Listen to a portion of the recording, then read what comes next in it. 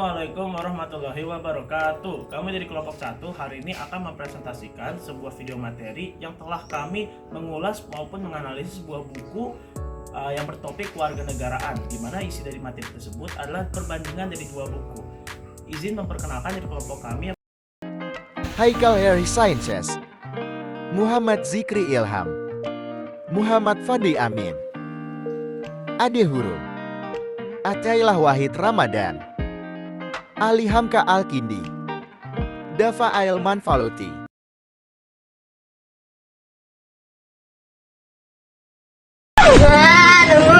Sebelumnya tadi sudah memperkenalkan kelompok anggota kami. Sekarang saya akan membahas tentang topik pembahasan yang akan dibawa dalam materi tersebut. Yang pertama ada identitas dari buku. Lalu yang kedua ada penjelasan perbandingan antara dua buku dari segi isi masing-masing. Yang ketiga ada kelebihan dan kekurangan dari buku tersebut. Yang terakhir ada kesimpulan. Selanjut dari identitas buku yang berjudul Pendidikan Kewarganegaraan untuk Perguruan Tinggi. Edisi dari buku ini adalah yang pertama. Lalu penulis dari buku tersebut adalah Dr. Sulfa MSI. Penerbit dari buku ini adalah Nu Euka Media Askara. Lalu kota terbit buku tersebut dari Purbalingga, Jawa Tengah. Tahun terbitnya diterbit pada tahun 2023. Selanjutnya akan dimasuk dalam materi bab pertama. Bab 1. Pendidikan Kewarganegaraan. Pendidikan Nasional Republik Indonesia Nomor 38 Dikti 2002 disebutkan bahwa pendidikan kewarganegaraan di perguruan tinggi menjadi sumber nilai dan pedoman penyelenggaraan program studi dalam mengantarkan mahasiswa mengembangkan kepribadiannya selaku warga negara dan berperan aktif menegakkan demokrasi menuju masyarakat madani, membantu mahasiswa selaku warga negara agar mampu mewujudkan nilai-nilai dasar perjuangan bangsa serta kesadaran berbangsa dan bernegara dalam menetapkan ilmu yang serta bertanggung jawab terhadap kemanusiaan. Lebih lanjut dalam Pendidikan nomor 22 tahun 2006 tentang standar isi pendidikan nasional dijelaskan bahwa pendidikan kewarganegaraan merupakan mata pelajaran yang memfokuskan pada pembentukan warga negara yang memahami dan mampu melaksanakan hak-hak dan kewajibannya untuk menjadi warga negara Indonesia. Sedangkan menurut buku pembanding, belajar tentang pendidikan kewarganegaraan pada dasarnya adalah belajar tentang keindonesiaan, belajar untuk menjadi manusia yang berkepribadian Indonesia, membangun rasa kebangsaan, dan mencintai tanah air Indonesia.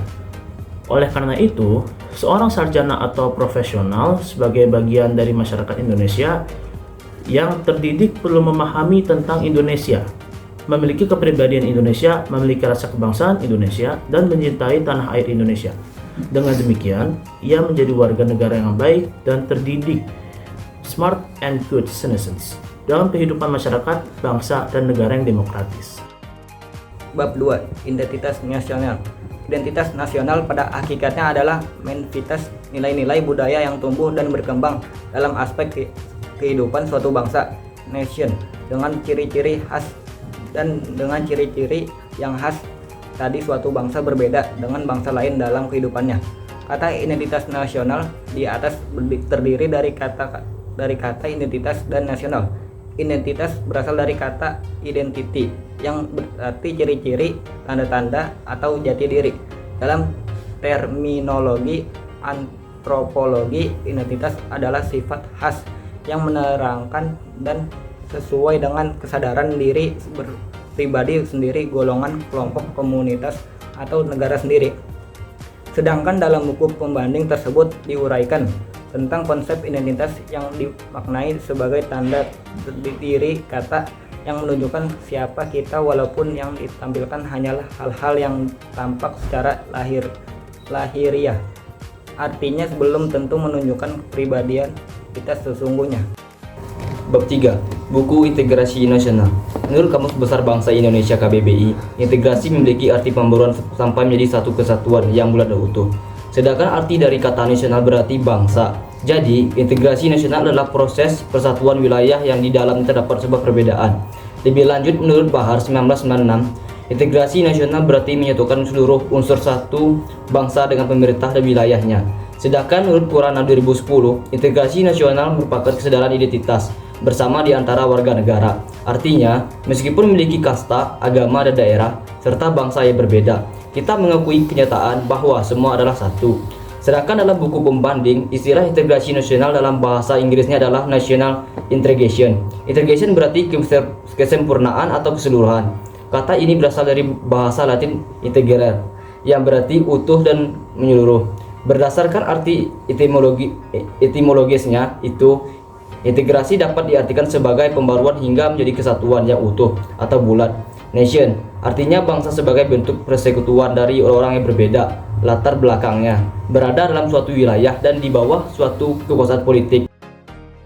Bab 4. Hak dan kewajiban warga negara.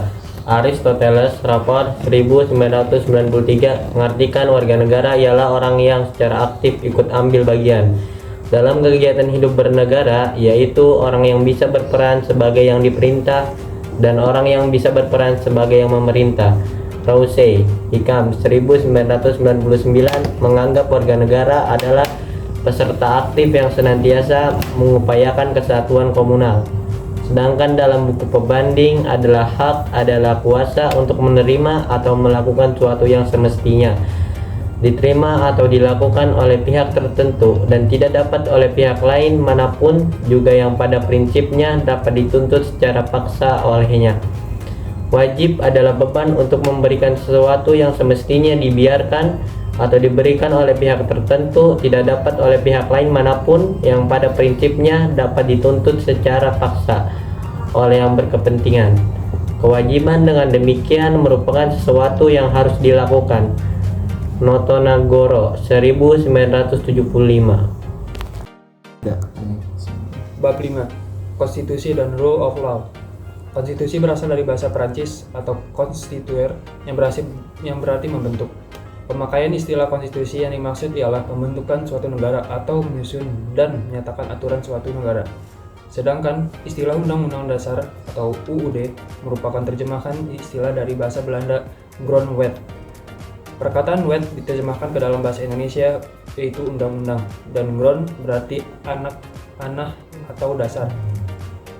Sedangkan dalam buku pembanding, keberadaan hukum dan upaya penegakannya sangat penting. Ketiadaan penegakan hukum, terlebih tidak adanya aturan hukum, akan mengakibatkan kehidupan masyarakat kacau atau chaos.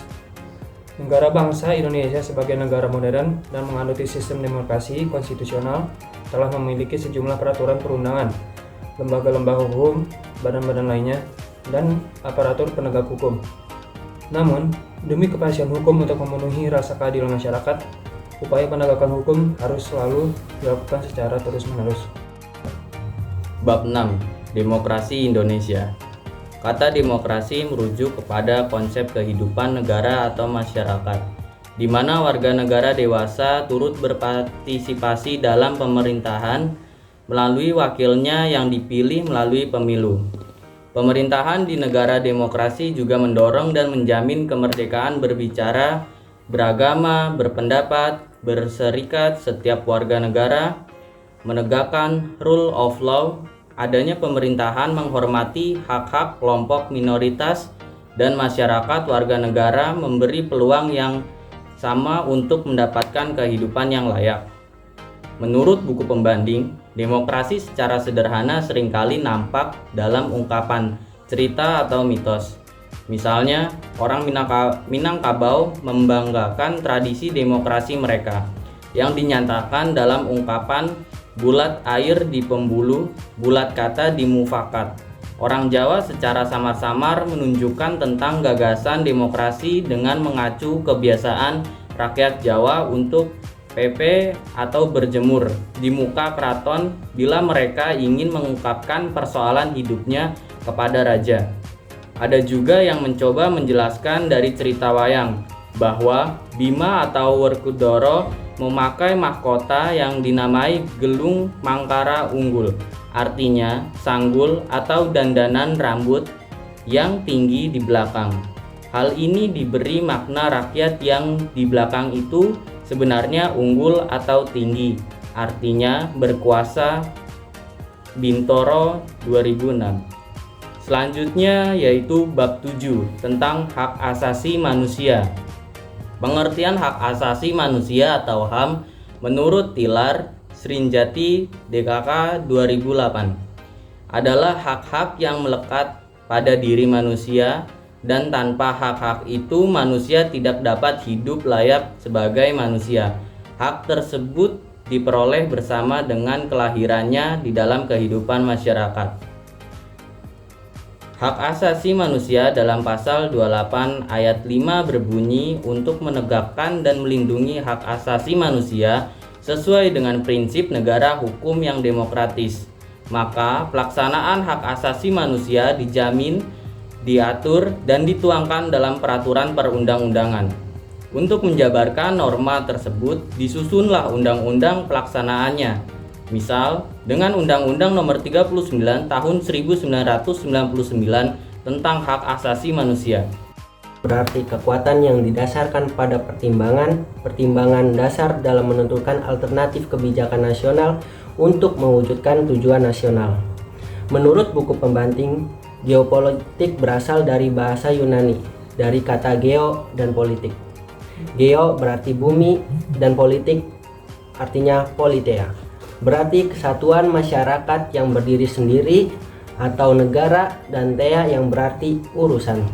Sementara dalam bahasa Inggris, politik adalah suatu rangkaian asas atau prinsip, keadaan, cara, dan alat yang digunakan untuk mencapai cita-cita atau tujuan tertentu. Tindakan, cara, dan perilaku masyarakat dipengaruhi oleh kondisi geografi tempat masyarakat hidup. Selanjutnya, geopolitik dipandang sebagai studi atau ilmu. Selanjutnya yaitu kelebihan ataupun dan kekurangan buku tersebut. Dilihat dari aspek tampilan buku atau face value, buku yang direview adalah pendidikan kewarganegaraan termasuk perguruan tinggi. Yang kedua, dari aspek layout dan tata letak serta tata tulis, penggunaan font adalah Times New Roman. Yang ketiga, dari aspek isi buku pendidikan kewarganegaraan ini mampu memberikan informasi mengenai tata kepemerintahan ataupun dalam berpolitik bagi mahasiswa. Buku pendidikan kewarganegaraan ini memberikan pengetahuan kepada mahasiswa untuk mengembangkan kepribadian. Yang keempat dan terakhir ini, dari aspek tata bahasa, buku tersebut adalah deskriptif dan menjelaskan karena buku bersifat pendidikan mengenai kewarganegaraan bagi perguruan tinggi. Baik, dari materi yang telah disampaikan dapat disimpulkan bahwa buku ini membahas pendidikan kewarganegaraan. Buku ini bahwa pendidikan kewarganegaraan merupakan bagian integral dari kurikulum pendidikan tinggi yang bertujuan untuk membentuk mahasiswa menjadi warga negara yang aktif, cerdas, dan bertanggung jawab. Melalui mata kuliah pendidikan kewarganegaraan, mahasiswa diberikan pemahaman mendalam tentang hak, kewajiban, dan peran mereka dalam masyarakat dan negara. Selain itu, pendidikan kewarganegaraan juga membantu memupuk sikap demokratis, toleransi, dan menghargai keberagaman dalam masyarakat. Dengan demikian, pendidikan kewarganegaraan di pendidikan tinggi tidak hanya bertujuan untuk menghasilkan lulusan yang berpengetahuan luas, tetapi juga berkarakter baik dan siap berkontribusi secara positif bagi kemajuan negara dan masyarakat. Sekian dari kelompok kami, semoga bermanfaat. Wassalamualaikum warahmatullahi wabarakatuh. Terima kasih. Bapak Muhammad Adila Rosa.